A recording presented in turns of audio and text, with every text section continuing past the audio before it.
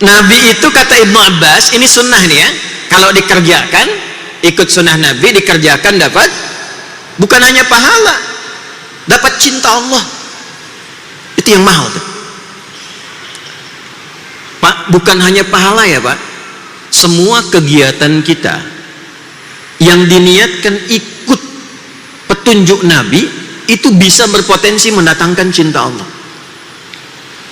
Bangun ikut cara bangunnya Nabi, mau minum ikut cara minumnya Nabi, diniatkan ingin ikut Nabi, itu seketika turun hukum Quran surah ketiga Ali Imran ayat 31, qul in kuntum tuhibbunallaha fattabi'uni yuhibbukumullah. Viralkan Muhammad, jika ada orang yang serius mencintaiku, buktikan cinta hambaku kepadaku dengan mengikuti contoh dan jalan hidupmu. Ketika ikut diikuti, Allah turunkan cintanya kepada kita.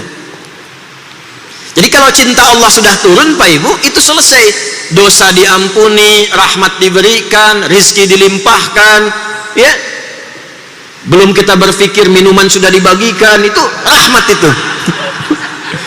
Ya, rahmat kan masuk masjid tuh baca rahmat kan, Allahumma ftahli abwaba rahmatika. Ketika rahmat datang, semua datang. Ayo bagikan tuh. Baik, balik ya.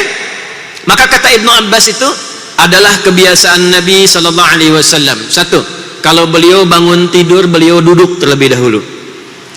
Ini sunnah. Bukan hanya cara tapi sunnah. Diikuti, dituliskan pahala, potensi cinta Allah. Duduk. Ya, bangun tidur, ku terus duduk. Kan barusan dibilang, nggak ada orang bangun tidur langsung mandi itu. Ya, bangun tidur, ganti liriknya tuh di TK-TK Aisyah ya, sesuai dengan sunnah dan hadis Nabi. Bangun tidur, ku terus duduk. Dalilnya Abu Daud nomor hadis 1367, rawinya Ibnu Abbas. Bikin status tuh. Tenang dulu, biarkan darah mengalir. Setelah itu, wa masaha biyadihi min athari naumi, beliau menghilangkan bekas kantuknya dengan bagian tangannya yang bersih. Ini penting kalimat ini karena nanti ada hadis lain, jika Anda bangun tidur maka cucilah tanganmu, karena engkau tidak tahu kemana tangan itu berkelana saat engkau tidur itu. Karena itu redaksinya bagian tangan yang bersih, hilangkan bekas ngantuk. Jadi bukan langsung baca doa, kantuknya hilang dulu supaya baca doa dalam keadaan sadar, paham tentang apa yang dibaca. Jadi bukan kita baru bangun kondisi ngantuk langsung baca doa. Biasanya kalau bangun jam 3 alhamdulillahilladzi ahyananya iya, tapi begitu amatana panjang. Alhamdulillahilladzi ahyana, masih jam 3. Ba'dama amatana, nah, begitu amatana dibuka udah jam 5 tuh. Nggak sadar. Apalagi adzannya yang subuh itu naumnya yang panjang. Di Madinah Ustaz sholatnya yang panjang kan? Saya kemarin di Madinah tuh saya cek lagi, oh betul sholatnya yang panjang pas adzan subuh tuh. As-salatu khairum minan naum. Masjid Nabawi. Begitu ke Sidoarjo kenapa mau yang panjang? As-salatu khairum minan naum. Tidur lagi kita. Karena itu kita sadar dulu. Sadar, hilangkan bekas ngantuk. Nah, ini poinnya. Kalau kita pindah ke Al-Bukhari, riwayat Muaz bin Jabal dan Jundub bin Junadah radhiyallahu taala anhuma, diseling dengan doa dulu, alhamdulillahilladzi ahyana ba'dama amatana wa ilaihin nusyur. Itu belum selesai. Setelah itu faqara'a khawatim Ali Imran, maka beliau mengajarkan kita membaca menelaah 11 ayat terakhir surah Ali Imran. Itu sudah rutin Pak. Itu karakter orang Islam tuh, karakternya saat bangun dia membawa spirit Ali Imran ayat 190 sampai ayat ke-200, 11 ayat. Inna fi khalqis samawati wal ardi wa ikhtilafil laili wan nahari la ayatin li ulil albab. Jadi kita baru bangun sudah diminta oleh Al-Quran, dituntun oleh Nabi untuk menjadi pribadi ulul albab. Baru bangun. Anda boleh cek kitab suci manapun yang dianggap suci di muka bumi. Tidak ada satupun kitab yang disucikan di muka bumi ini yang mengajar, membimbing, mengarahkan pemeluknya baru bangun menjadi pribadi intelektual ulul albab. Itu tidak ada. Kecuali Al-Quran. Quran surah 23. Ada manusia yang sedang berpetualang di bumi tapi dia pewaris surga Firdaus. Amalnya apa? Dikeluarkan ayat 1 sampai 9-nya. Qad aflahal mu'minun alladzina hum fi salatihim khashi'un. Jadilah kegiatan kurikulum. Ingat, bukan profesi. Penghuni surga Firdaus itu profesinya banyak. Bisa dokter, bisa camat, bisa lurah. Tapi punya karakter. Apa karakternya? Kalau sholat khusyuk. Kalau sekedar sholat, surga biasa. Tapi kalau ingin Firdaus, belajar khusyuk menikmati sholat. 1. Walladzina hum 'anil lagwi mu'ridun. Yang enggak penting tepikan. Ini bermanfaat, berkata bermanfaat, katakan. Mendengar ada manfaatnya, dengarkan. Yang tidak ada manfaatnya, dia jauhi. Itu karakter namanya. Profesinya boleh apa saja. Turunkan itu ke bumi. Jadikan panduan dalam berkehidupan.